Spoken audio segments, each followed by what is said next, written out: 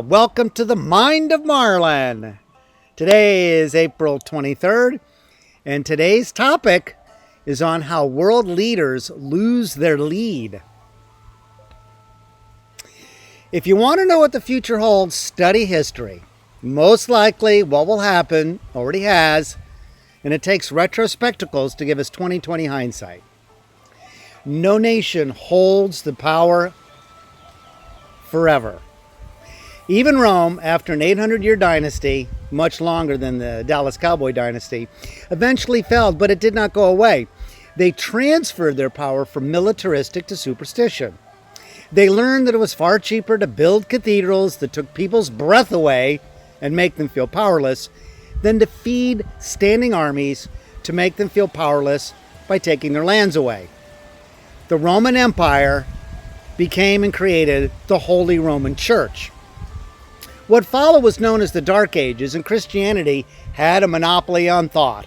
This is why Copernicus understood and had his papers published after his death, because he didn't want to go out as a flaming kebab.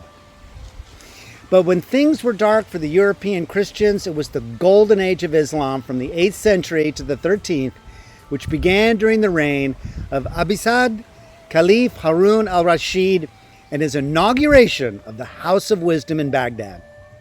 His thirst for knowledge for his people was so great that he called upon all the scholars from various parts of the world with different cultural backgrounds to assemble and translate all of the world's classical knowledge into the Arabic language. Muslims brought about an astonishing amount of advances in the realms of calculus, trigonometry, algebra, geometry, physics, astronomy, optics, anatomy, engineering, surgery. And according to the Guinness World Book of Records, it was the culture of Islam that created the world's first degree granting university.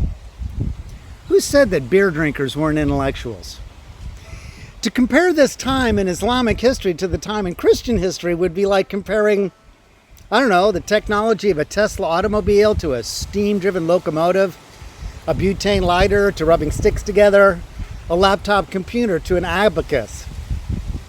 Europeans were really in the dark compared to the advances in science that were being made during this time in the history by Muslims.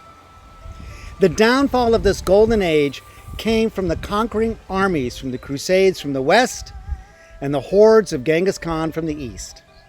Once the great libraries were burned, the Mongol hordes don't travel with books because they're just far too heavy. And the pressure of the Holy Crusades, who saw the Muslims as infidels, sound familiar? This vibrant school of thought was replaced with religious teachings. Religious schools started to restrict new thinking, new thought, new advances, and the golden age of Islam ended. When an entire way of thinking and social structure is lost, humans will replace it with superstitions to make sense of it all. Either that, or you sink into the stupor of a drug and alcohol abuse like the opioid epidemic that is happening in the economically ravaged parts of America. It is a way for people to ease the pain of reality. Which brings us to today. What made America so great, so powerful, is the free thinkers it attracted. Hitler's reign created the flight of Germans' intelligentsia. And because of that, we won the war against tyranny. We gained a technological advantage with science. It is great minds that make great nations, because great minds seek to lift everybody up, not just a few.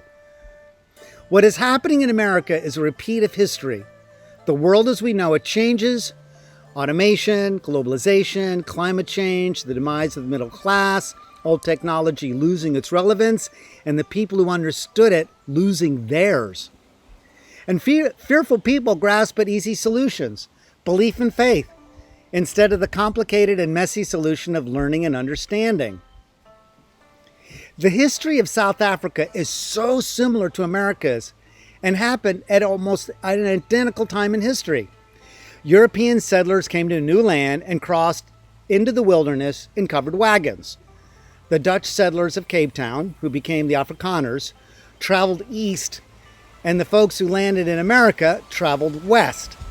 They both met indigenous people and became the top dog with their new technology, mainly the gun, which gave them the advantage over Stone Age spear and arrow. The biggest difference was in America, we had universities. In South Africa, they had the Bible. That's all they had in the way of books, and they put their faith into the fact that was all they needed. Universities in America were yeasty environments that cultivated new thinking and new ways. Bible study holds on to superstition and the old ways. One promotes advances, the other promotes keeping things the way they are or hoping to go back to the way things were. Our nation is one of immigrants, and having the freedom to think is what made our nation what it is today. Unfortunately, thinking is a diminishing resource if you consider the amount of television, movies, sports, and entertainment consumed. Not unlike Rome, who kept the masses in check with bread and circus, so do we with fast food and Netflix. As all empires fall, so will ours, and maybe sooner than any of us anticipate. It won't be conquering armies, but the minds and brain trust from other developing countries who will welcome the best and the brightest, while we put up walls to keep that tremendous resource out. Stay safe, everybody. Love each other. Wash your hands and everything else. And we'll see you in a few days. Aloha.